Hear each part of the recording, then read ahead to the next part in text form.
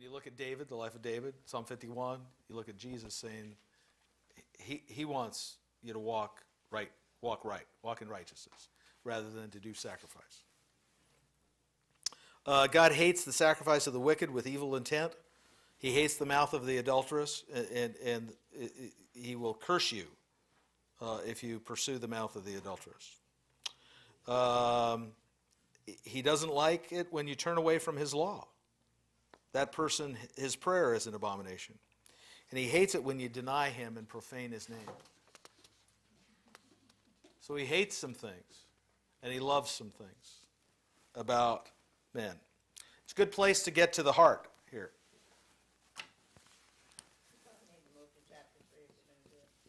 Okay. Good. Well, I'll leave all that to you, then the rest of that, with one key thought. In chapter 4, verse 23, he says, "More than all else, keep watch over your heart, since here are the well springs of life." Watch over your heart with all diligence, for from it flow the springs of life. Okay, so you can see all the rest of that stuff as you wish. Let's go to chapter 3. And the last two, what? What are you laughing about? Just the way you dispense that. And Oh. you can see all the rest of that stuff. I gave you lots of notes. I do want to tell you about women and so forth, though. Anyone? Yeah, we should look at the part about women, because I got a lot of good jokes here. Okay?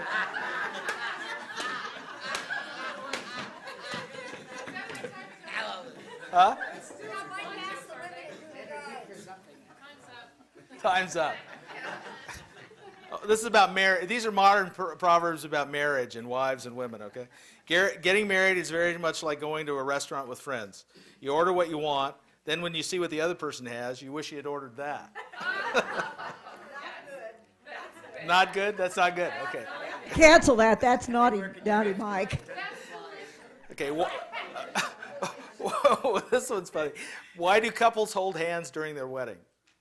It's a formality, just like two boxers shaking hands before the fight begins.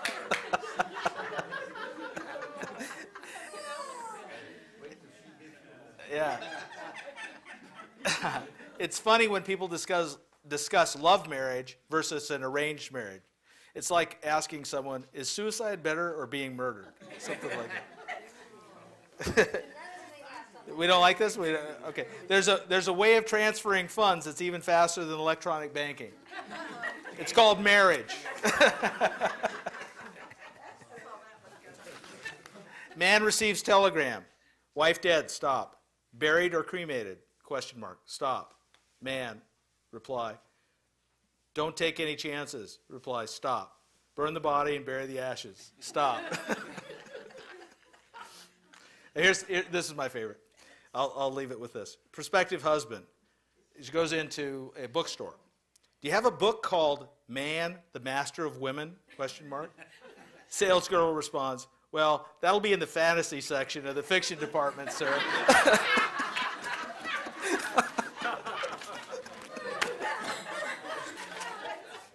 I'll leave it to you to read the part about wives, women. God provides wonderful women, and they follow after, for the most part. My wife does, anyway. The woman who is described as wisdom, the chaste and the virtuous woman. And she epitomizes chapter 31 of Proverbs, I want to tell you. So, I am blessed of the Lord by a wonderful wife. Now, we'll go home and get in a fight on the way home, but... Okay, Proverbs chapter 3. You do have a sleeping day, right? I'm leaving town first thing in the morning, so it's okay. In Proverbs chapter 3, the last two parts of your handout, there are places where it says there are 13 do nots in Proverbs chapter 3, and 8 do's and results. There's about 2, 4, 6, 8, 10, 12, 18, 20, 22 results. This is why it's my favorite passage, one of my favorite passages of all the Scriptures, and the first one that I memorized from, Proverbs 3. See if you can pick these things out along the way through as I read it for you and as we close here tonight.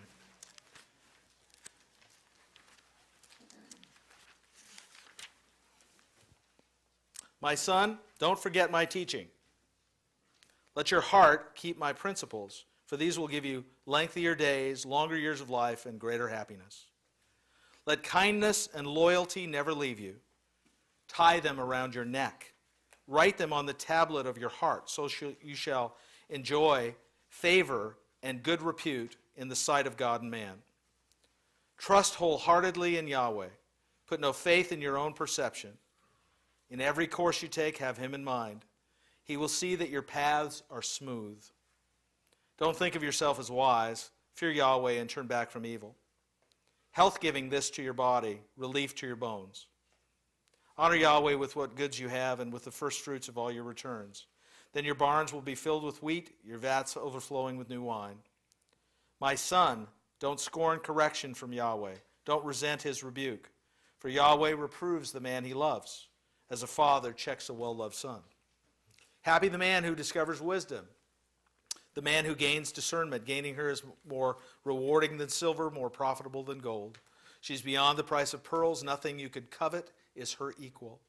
In her right hand is length of days, in her left hand riches and honor. Her ways are delightful ways. Her paths all lead to contentment. She's a tree of life for those who hold her fast. Those who cling to her live happy lives. By wisdom, Yahweh set the earth on its foundations. By discernment, he fixed the heavens firm. Through his knowledge, the depths were carved out, and the clouds rained down the dew. My son, hold to sound judgment and to prudence. Do not let them out of your sight. They'll prove the life of your soul, an ornament around your neck. You'll go on your way in safety. Your feet will not stumble. When you sit down, you won't be afraid. When you lie down, sweet will be your sleep. Have no fear of sudden terror or of assault from wicked men, since Yahweh will be your guarantor. It says confidence in the New American Standard, or he'll be at your side. He will keep your steps from the snare. Don't refuse a kindness to anyone who begs it, if it's in your power to perform it. Don't say to your neighbor, go away, come another time, I'll give it to you tomorrow, if you can do it now. Don't plot harm against your neighbor, as he lives unsuspecting next door. Don't pick a groundless quarrel with a man who has done you no harm. Don't emulate the man of violence. Never model your conduct on his. For the willful wrongdoer is abhorrent to Yahweh, who confides only in honest men. Yahweh's curse lies on the house of the wicked, but he blesses the home of the virtuous. He mocks those who mock, but he accords his favor to the humble. Honor is the portion of the wise. All that fools inherit is disgrace. And the last thing that I would just leave you is, why do I love this proverb? Well, the promise of almost everything that anybody wants is afforded in this proverb. Length of days, peace, greater happiness, favor with God and man, good repute with God and man, straight, easy paths, healing to and in your body, refreshment and relief to your bones, full barns, full vats with new wine, the love of the Father, riches, honor, delightful paths leading to contentment, life to the soul, adornment to the neck, walking securely, not stumble when you walk, not be afraid at night. Sweet sleep, isn't that a good one? The Lord to be at your side or your confidence. Is he enough? Is Jesus enough? He is. Feet not caught in snares, to be an intimate, a confidant of God, be a friend of God. Blessing on your dwelling and grace when you're humble. I love the Proverbs because of their promises of wisdom, straight, smooth, level paths, protection from harm, instruction, reproof, discipline, in righteousness, wise behavior, revelation of his nature. It's the revelation of his nature and so much more. And a united heart that I might fear his name. So